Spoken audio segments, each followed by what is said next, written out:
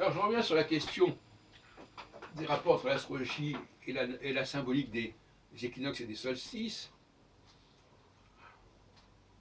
qui est assez complexe finalement,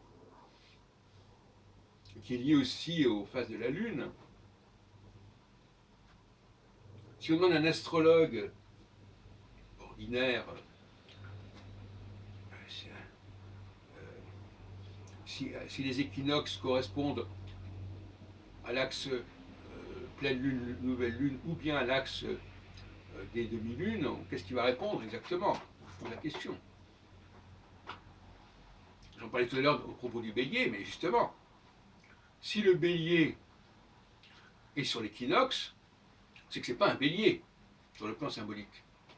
L'équinoxe, c'est quelque chose de très équilibré, de très confus quelque part, qui est en rapport pour moi là avec la quadrature, pour dire ça aux astrologues.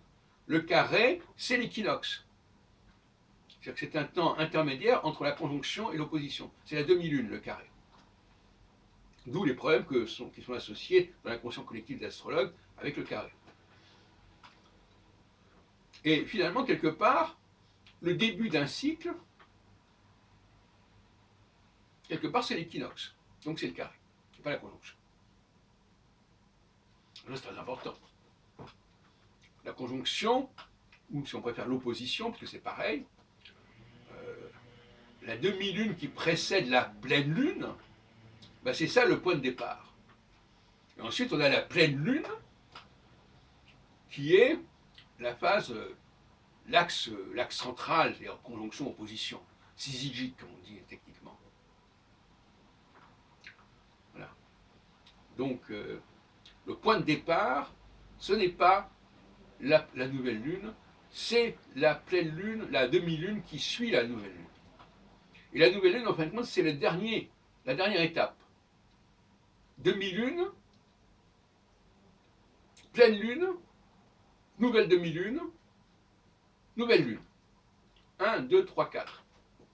Or, on nous apprend généralement que la conjonction, c'est le commencement du processus. C'est une grave erreur. À ce propos, on sait qu'il y a deux écoles au niveau du calendrier, celle qui fait commencer l'année avec le solstice d'hiver, donc avec la nouvelle lune, et celle qui fait commencer l'année avec l'équinoxe de printemps, qui est beaucoup plus cohérent.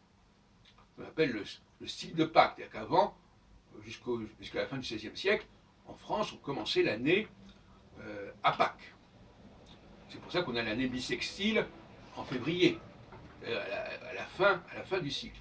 Et le cycle se terminait en février. Ce qui explique que, par exemple, on a le mois de décembre, octobre, novembre, décembre, mais on devrait aussi avoir ensuite le mois 11e et le mois 12e. Alors, ça a été corrigé, on a mis janvier, le Janus, etc., pour expliquer justement pourquoi. Mais en réalité, nous, astrologues, nous devrions considérer que le mois de janvier et le mois de février sont les 11e et 12e mois.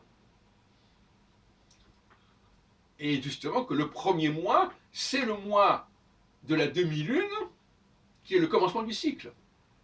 Alors que le 10e mois,